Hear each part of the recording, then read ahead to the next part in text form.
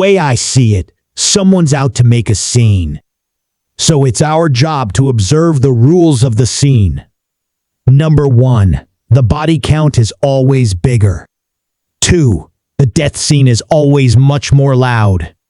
You just want to sit here and wait and see who drops next. I'm not interrupting anything, am I? Welcome back to the 10th annual Halloween special. Tonight we're talking about Scream 2, once again directed by Wes Craven and written by Kevin Williamson. And this year is its 25th anniversary. I actually got to see this movie in theaters tonight. After the extreme success of the 1996 original, just 1 year later we got its sequel. And this film once again features Sidney, Dewey, Gale, and a bunch of new characters who are facing off against a copycat murderer dressing up as the original Ghostface. Seeing this film in theaters tonight was a really crazy experience. I've always had a fondness for the movie. I've always liked Scream 2, not as much as the original, but seeing it tonight with a theater filled with teenagers actually was really cool because they were all giggling and laughing and getting into all the scares when they were romantic parts. They were sort of like snickering, and it wasn't like they were making fun of it, like they were really into it.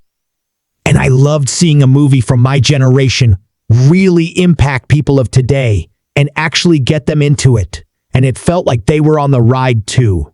And all of this reminds me just how much I miss Wes Craven.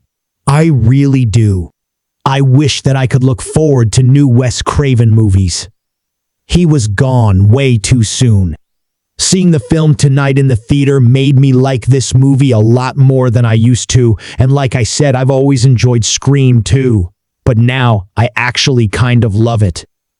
It had a lot of great parts that played really well to a crowd, and I've never experienced that with this movie before, because I've watched it so often first on VHS, then DVD, then Blu-ray, and I've never really had that experience, but seeing it with a crowd, you can see how it was manufactured for that experience to really play to an audience. Gratefully, my audience is nothing like the audience in the beginning of this movie that Jada Pinkett Smith and Omar Epps experienced, because that's got to be the worst goddamn theater audience I've ever seen in my life. Including Smith's character, and I think Williamson was trying to make us not care as much that she's eventually going to become a victim of Ghostface by making her be one of the worst audience members in a theater ever. Just like with the original Scream, this movie has a lot of moments where the characters talk about movies, especially sequels this time around. There's film school students who debate what sequels are the best and worst, and there's people who talk about the rules of sequels, and all of these come into play in the actual film. But I actually think this film does a slightly better job than the first of balancing the meta commentary with the actual scares, and separating them so that it's not too over the top. In the first film, there's tons of discussions almost throughout the whole movie about what a horror movie is supposed to be, and the tropes and the cliches of the genre. In this film, it feels spread out more evenly. But speaking of those sequel debates, there's an aspect of this movie that's always really bothered me, and it's the film nerd side of me that reacts strongly to it. But early in the film, the characters are at school, and they're debating what the best sequel of all time is.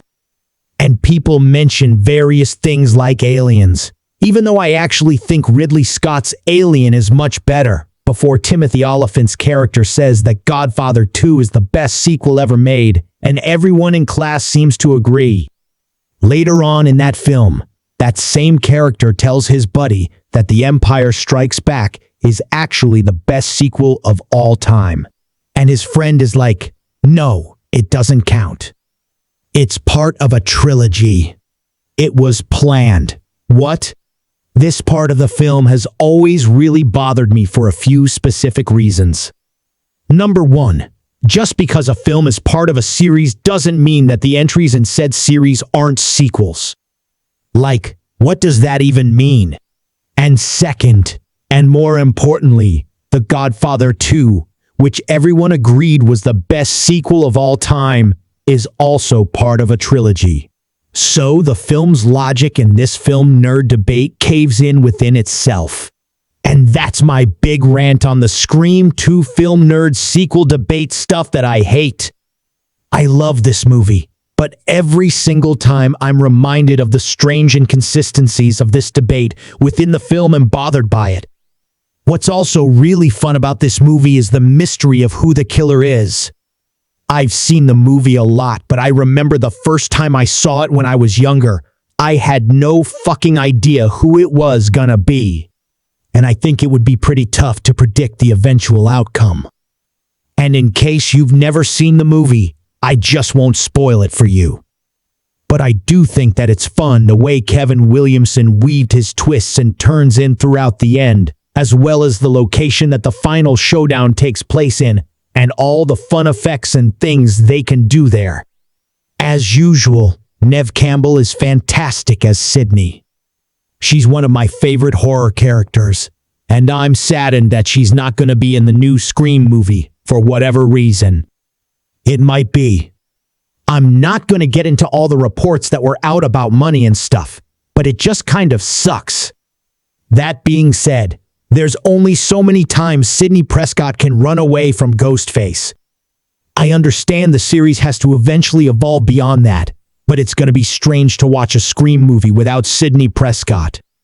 I also really love what they do with the relationship between Dewey and Gale.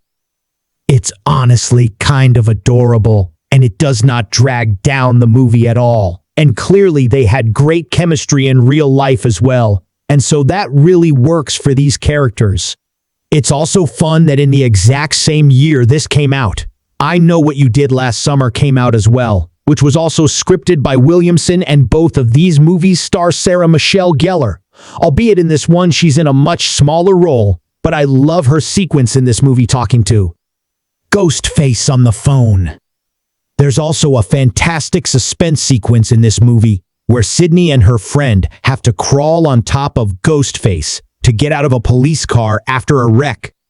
I could tell there were a lot of people in the theater who had never seen this movie before, because there were tons of little giggles and shrieks during this moment of people just waiting for him to eventually pop up and stab them. It's really well done. They also do a really good job with Cotton Weary's storyline, played by Liev Schreiber, who was falsely accused of murder by Sidney Prescott previously, and there's all this drama as a result. So of course he seems like a suspect as well. Scream 2 sometimes gets a bad rap from fans, and I've never really understood why. I think it's a really well-made sequel. I think it does a lot of things new and fresh, and some things that you expect are what you expect it to be, but that's okay.